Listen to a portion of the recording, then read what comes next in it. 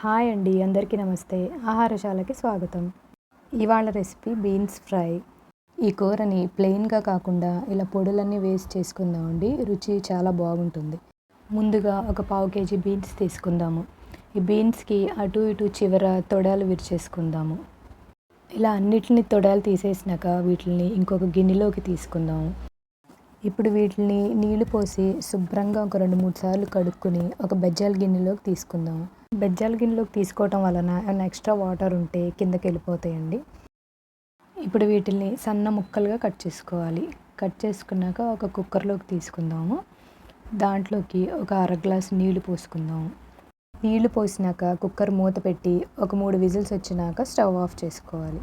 ఇప్పుడు కూరలోకి వేయటానికి పొడిని తయారు చేద్దాము. దీనికి స్టవ్ వెలిగించి ప్యాన్ పెట్టి అది వేడయ్యాక ఒక 2 టేబుల్ స్పూన్ల నువ్వులు, అలాగే 1 టేబుల్ స్పూన్ జీలకర్ర వేసి సన్నని మంట మీద వేయించుకోవాలి. నువ్వులు చిటపటమంటున్నప్పుడు స్టవ్ ఆఫ్ చేసుకోవాలి. స్టవ్ ఆఫ్ చేసినాక 2 టేబుల్ స్పూన్ల కొబ్బరి పొడి వేసి 1 నిమిషం పాటు అటు ఇటు తిప్పుకోవాలి. కొబ్బరి వేగటానికి ఆ ప్యాన్ వేడి సరిపోతుంది. ఇప్పుడు వీటిని చల్లారనివ్వాలి. చల్లారినాక ఒక మిక్సీ జార్లోకి తీసుకోవాలి. వీటితో పాటు 1 టీ స్పూన్ కారము, ఇంకా 4 వెల్లుల్లి రెబ్బలు వేసుకొని మెత్తగా గ్రైండ్ చేసుకోవాలి. పొడి తయారైందండి, దాన్ని పక్కన పెట్టేసుకుందాము.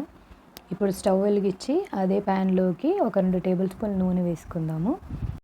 నూనె వేడయ్యాక 1 టీ స్పూన్ శనగపప్పు, 1 టీ స్పూన్ ఆవాలు, 1 టీ స్పూన్ మినప్పప్పు, ఇంకా 1 టీ స్పూన్ జీలకర్ర వేసి 1 నిమిషం పప్పుల్ని వేయించుకోవాలి. పప్పులు వేగాక ఒక 1/2 టీ స్పూన్ పసుపు వేసుకొని ఇందాక ఉడకపెట్టుకున్న బీన్స్ని కూడా వేసేసుకోవాలి.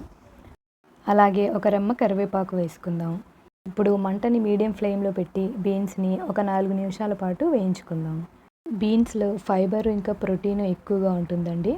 ఇది రక్తాన్ని శుద్ధి చేస్తుంది. ఇంకా డయాబెటీస్ పేషెంట్స్కి, ఇంకా బరువు తగ్గాలనుకునే వాళ్ళకి మంచి ఆహారం అండి. సో బీన్స్ని రెగ్యులర్గా తీసుకోవటం వలన మనం ఫిట్గా అలాగే ఆరోగ్యంగా ఉంటాము. ఇప్పుడు మీ రుచికి సరిపడా ఉప్పు, ఇంకా మనం ఇందాక గ్రైండ్ చేసి పెట్టుకున్న పొడి వేసి ఒక 2 నిమిషాల పాటు ఫ్రై చేసుకొని స్టవ్ ఆఫ్ చేసుకుందాం. ఈ గ్రీన్ బీన్స్లో విటమిన్ కే, ఇంకా మ్యాంగనీస్ వంటి పోషకాలు ఉంటాయండి. అవి ఎముకల ఆరోగ్యానికి చాలా మంచిది. అలాగే కంటికి కూడా చాలా మంచిదండి. ఎంతో రుచికరమైన బీన్స్ కూర రెడీ అయిందండి. ఇది అన్నంలోకి ఇంకా చపాతీలోకి కూడా చాలా బాగుంటుంది. ఈ వీడియో మీకు నచ్చితే లైక్, షేర్ అండ్ సబ్స్క్రైబ్ చేసుకోండి. Thank you.